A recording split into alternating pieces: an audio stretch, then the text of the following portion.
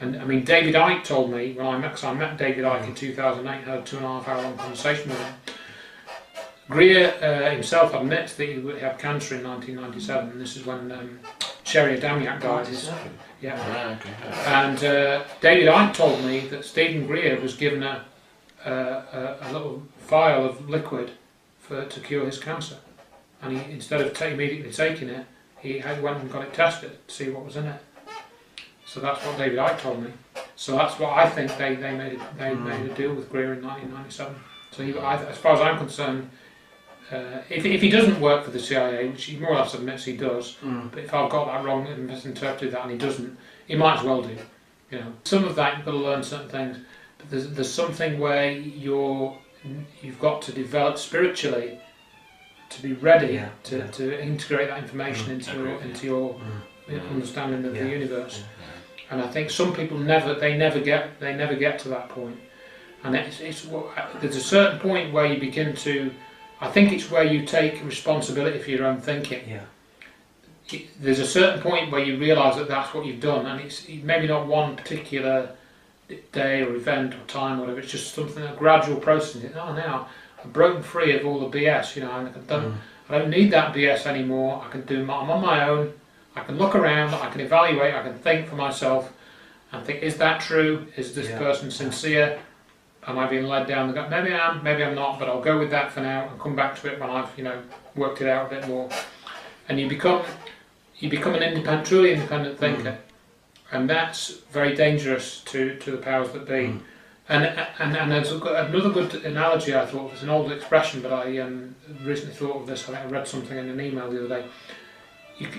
You can lead a horse to water, but you can't make it drink. But there's a little adage to that, which I think is important. Okay. The horse must be thirsty. Yeah. And you can't make the horse thirsty. It either is or it isn't. You know, because as perhaps you guys have found, and I found this too. Most horses you go up to, you grab and say, "Come get some water," and say, they'll just bolt it off in the opposite direction. You know, they'll just run away from you. You know, you can't even grab the reins. They're off. Somebody will open up about a UFO encounter or a near-death experience or something, and that I think has been particularly galling for me. Where I think, to me, the way I'm looking at it, people that have had near-death experiences they should see that this is what we live in is kind of an illusion, really. Which you did. I do. I do see it. It is. They can't then look at the other stuff and go with it, because in other words, when you have something like it, it's so profound. And it's so profound when that happens to you that it should crack open everything. But even that doesn't always work for people. And if you do that with this Tom DeLonge thing, for example, there's no new information in it. There's nothing. There's no disclosures. There's one disclosure in that 40-minute presentation.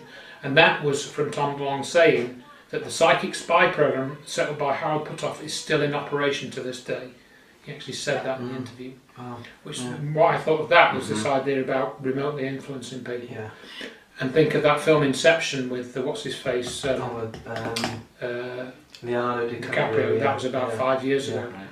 That whole film is about some group of agents or something. They go into some type of dream state or out of body state, and their job is to implant ideas into other people's brains to influence political outcomes. They have been used by the CIA to implant ideas and perceptions in people's minds. You know, and they've had CIA people on the set of some of these films. You know, like all these superhero films that have been coming out in the last sort of 5-10 years. Most of them are made with the agreement of the Pentagon. You know, the Pentagon will review the script before the film comes out. You know, the 9/11 thing, I know with a lot of people are a little bit awake. But I find that most people they'll know about there's something about the towers going down that's wrong, and they'll have that belief, but they won't go any further. There's a lot of people like that. I think the mainstream. I'm sure you remember a few years ago. I know BBC did a couple of programmes about the conspiracy. Channel 4 did one, and I think that was to get those people on the fence back on side. It was, perception management. Perception management at its finest. They look, they try to look. Oh, you were looking at this, really. But really, they were getting those people. I think the majority of people who think that 9/11 is a bit strange, there's something all about it, but don't know really what. They're not really investigated it. stop them investigating anymore, Yeah. bring them on side. Exactly. I think what these programs do is to get that majority of people. That's right. And I think going on from that a little bit, you know, one thing we haven't touched on is motive.